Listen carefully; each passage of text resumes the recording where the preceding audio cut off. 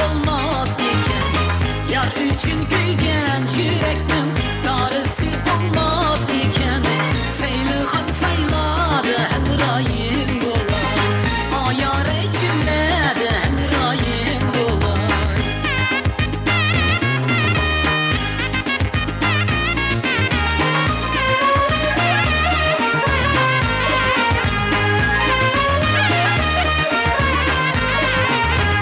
Sayda özgen, say direkni, say gördün mü yarın? Sayda özgen, say direkni, say gördün mü yarın? İşikimden tulla özsem, har gördün mü yarın? Seylihan sayladı Emrahim olar, ayare cümlede Emrahim olar.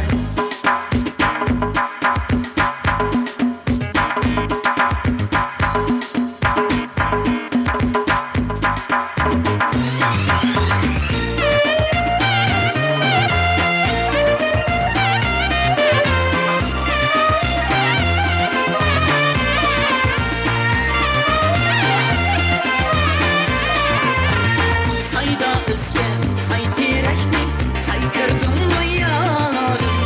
Sayda özgen, say direkni, say gördün